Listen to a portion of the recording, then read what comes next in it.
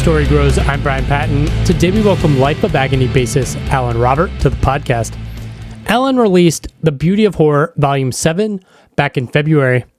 The Beauty of Horror is a long-running adult coloring book series for fans of the horror genre. In Volume 7, Alan reimagines a bunch of classic and modern album covers to fit the horror genre, and it's a lot of fun. Alan talks about the inspiration for The Beauty of Horror, how he got started in comics, fighting with record labels about album covers, Life of Agony getting inducted into the Metal Hall of Fame, and more. Thanks so much for listening to this episode of As the Story Grows. If you're brand new to the podcast, welcome. You can find links in our show notes to our Discord server, to our Patreon page, and to our mailing list. And if you aren't subscribed to the podcast yet, I would love it if you subscribed on your podcast platform of choice. Enjoy today's conversation with Alan Robert.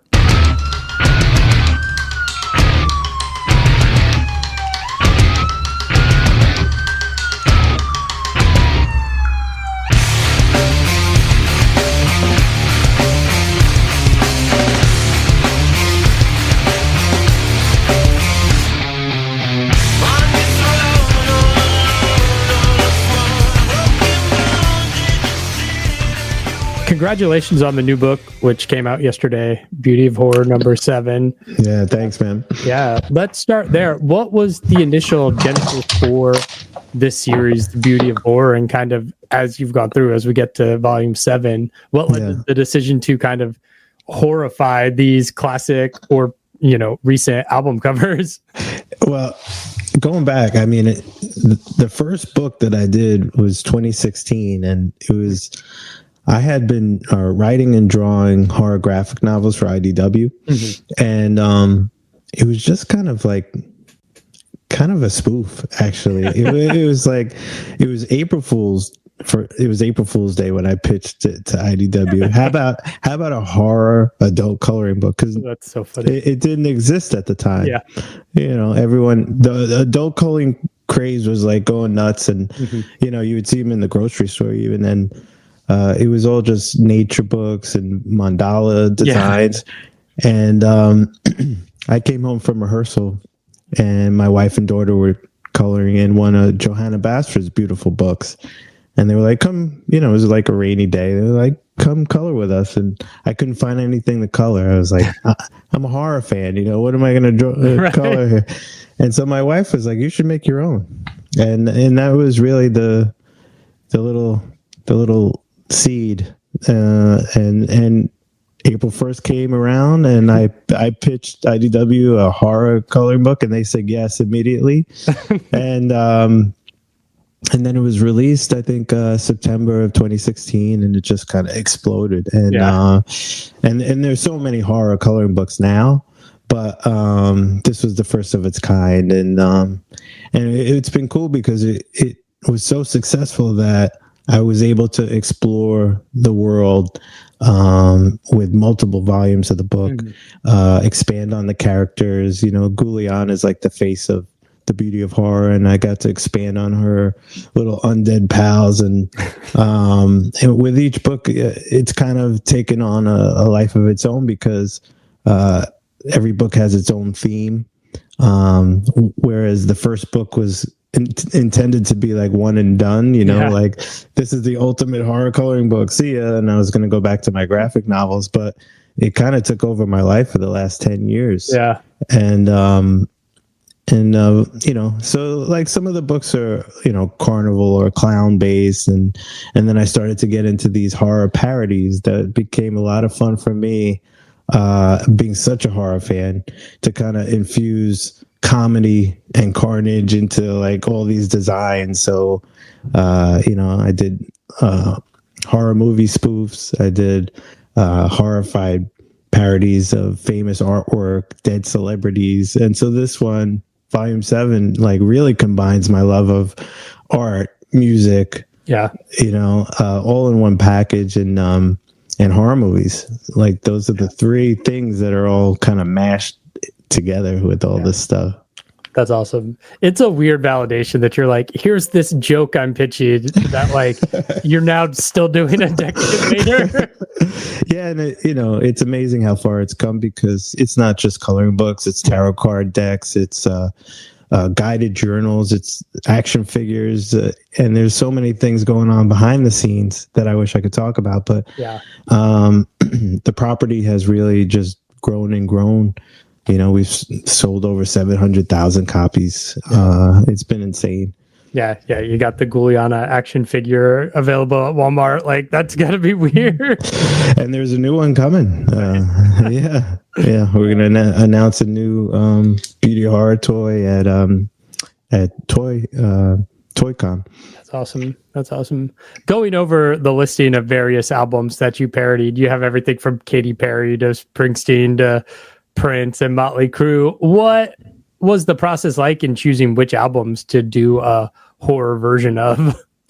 The trickiest part of selecting the albums was a combination of what's going to translate into a cool coloring page. Yeah. Number one, what's going to be recognizable in black and white, because like you could select like one of the most iconic album covers, like Pink Floyd's Dark Side of the Moon, but there's such a dark black, and the colors of the triangle and everything and the prism, it's recognizable because of the colors. Yeah.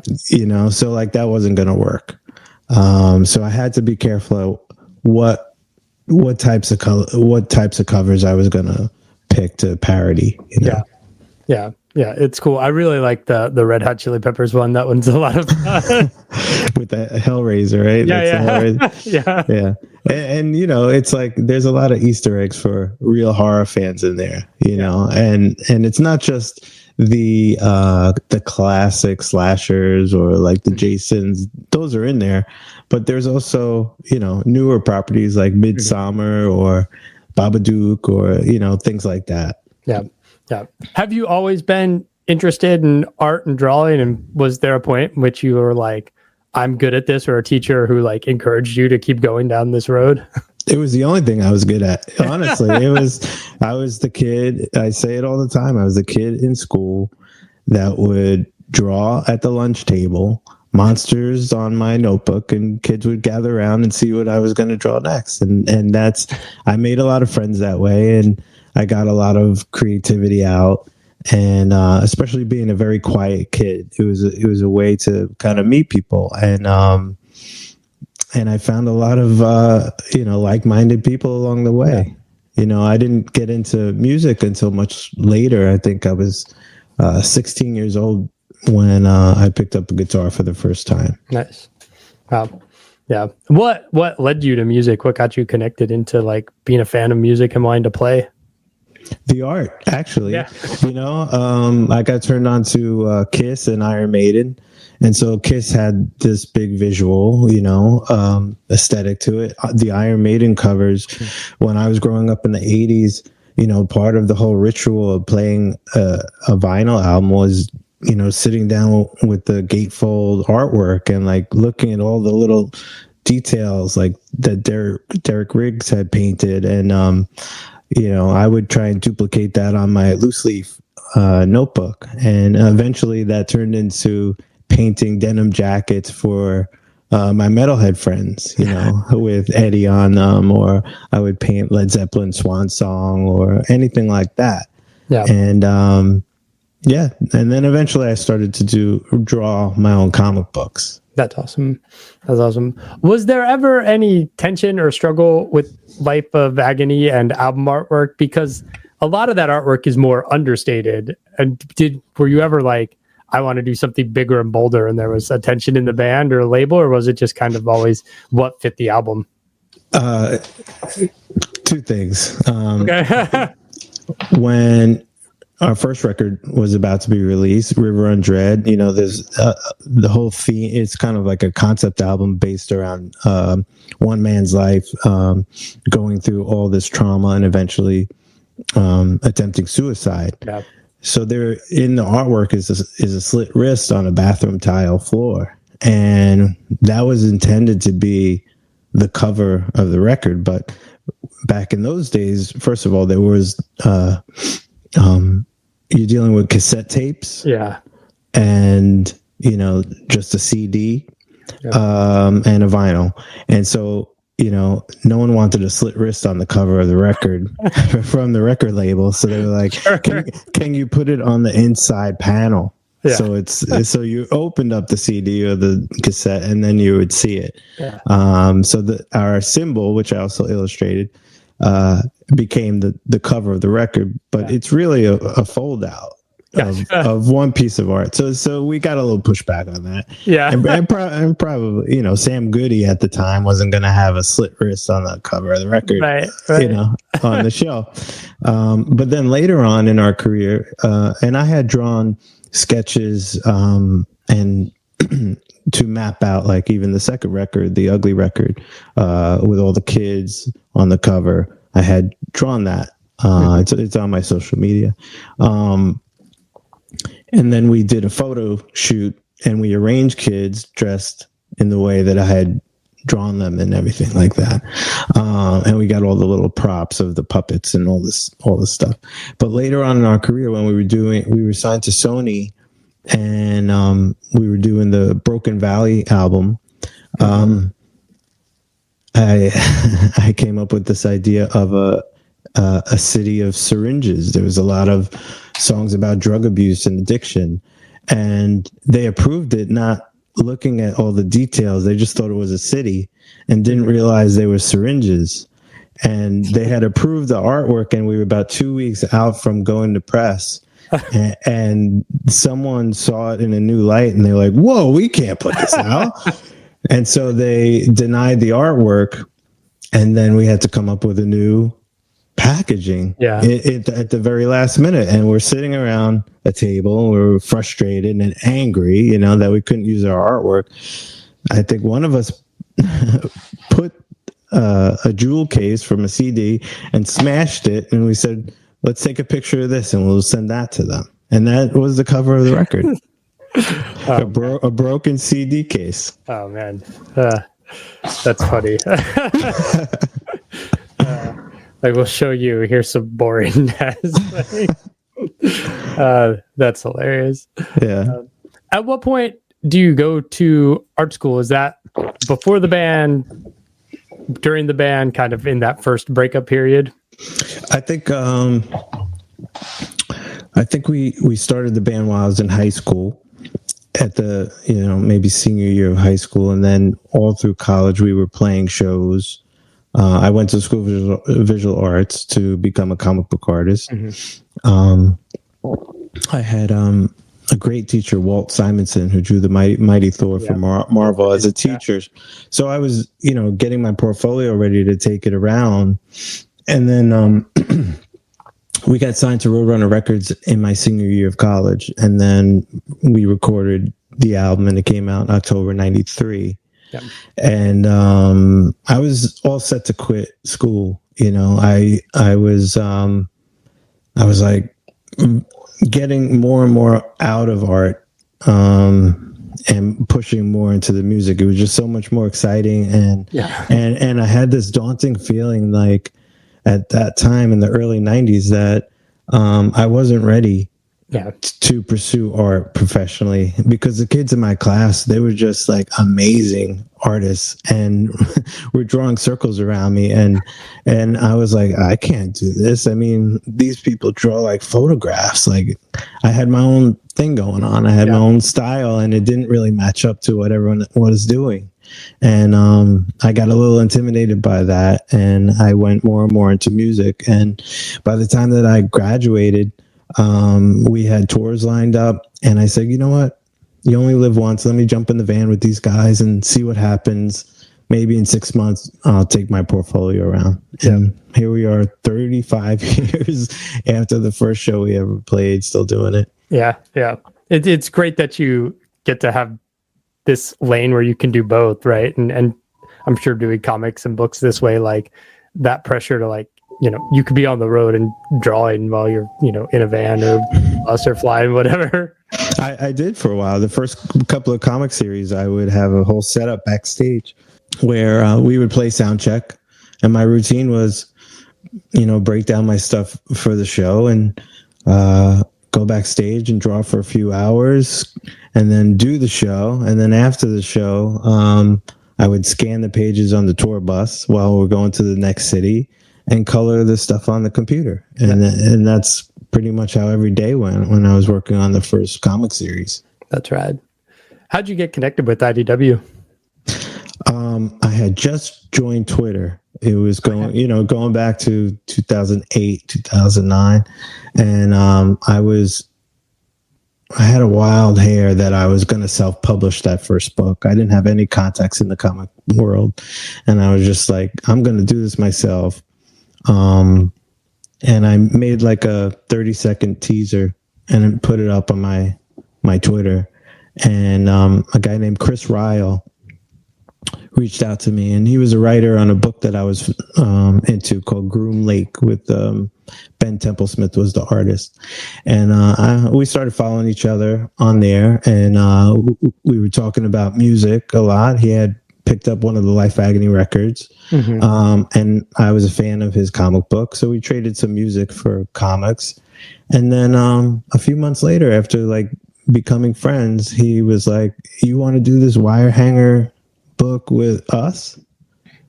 And I was like, "Well, us? What do you mean?" And he's like, "Well, I'm not only the writer of this book, but I'm also the CEO of IDW."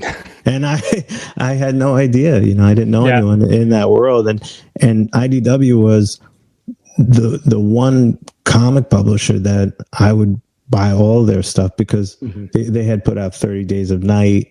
They put out a lot of stuff from Ben Templesmith, which I was a huge fan of back then. And I was like, this is the perfect place that I would want to release it. So, once I got my foot in the door over there, I never left because I just kept pitching them more ideas after one series would end, Yeah. So I did Wire Hangers, Crawl to Me, Killogy, and then eventually Beauty Horror. Yeah, that's rad. That's rad. With Life of Agony, it was rocky there the first, decade or so. But once you guys reunite in 2014, it kind of stables out. There's been no breakup or split publicly since then. Was there something about that time and just kind of the maturing of everybody as human beings that has led to a more, gracious band situation now? Well, I think, we were definitely very affected by the music industry in general. We're a very DIY type of band. And so when we were out supporting the Broken Valley record that I was talking about for Sony, first of all, Sony really didn't know what to do with us. Yeah.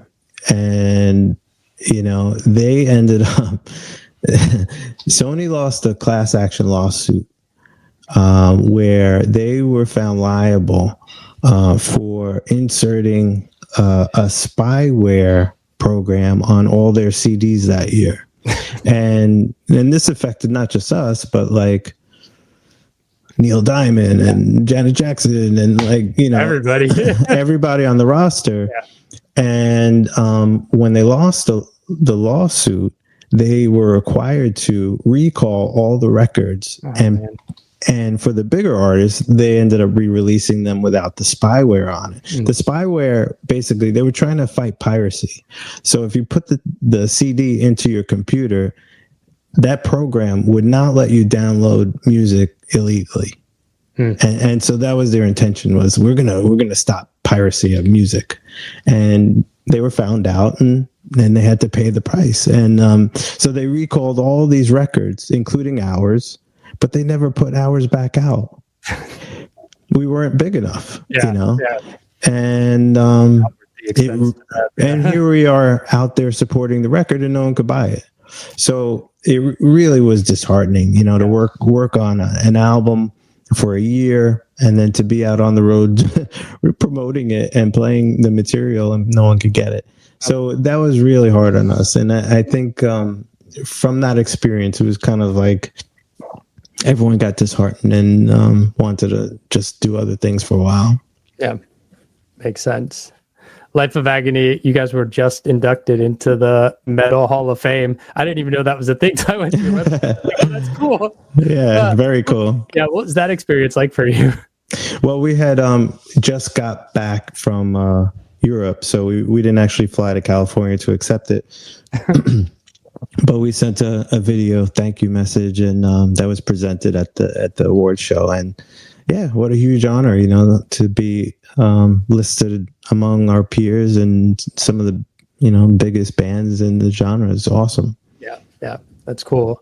Life of Agony hasn't released a record since Sound of Scars. That's 2019. Like, is that a thing where like you're just happy you guys are going to Europe this year playing with Biohazard? Are you just kind of at this point happy to tour and like not so consumed with new music, or is it just a slow process because everybody's older? It's a lot of work to write and record a record. Well, it is a lot of work. It's very time consuming, and we do like to tour. So last year we actually released one new song that we found time to write and record called The Crow, which was a tribute to Brandon Lee.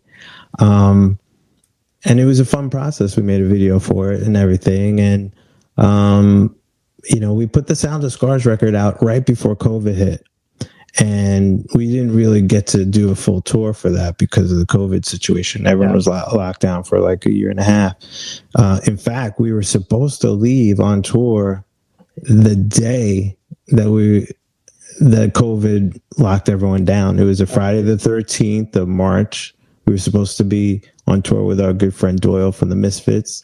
And we were supposed to drive to Philly that night, and just everything shut down, and the tour got canceled. And so like we're taking it slow. We're not really in a rush to make another album. We've done 6. We enjoy writing, but it's also very, very time consuming. Yeah. And it's all about inspiration. When we're focused on it and we have the time, I'm sure that we'll knock something out. Yeah, that's cool. You've been writing horror comics for IDW for a long time, but as just a fan of comics, is there like a character or a series where if like Marvel or DC or someone else said like, hey, do you want to write this? Is there one or two that you would like absolutely jump on your like bucket list Mount Rushmore? The Punisher was my first love of comics. In fact, I was such a fanboy of the Punisher limited series that Marvel put out. The artist was Mike Zeck, and I was the kid going to the Comic Cons before they were at the Javits Center and the big places. They were just in the lobby of hotels. And I would be that kid with my stack of Punisher books and, can you sign this for me, please? And it was actually a huge honor that Mike Zeck, the artist of the Punisher, wrote the foreword for my Wire Hangers graphic novel. It was kind of a full circle moment.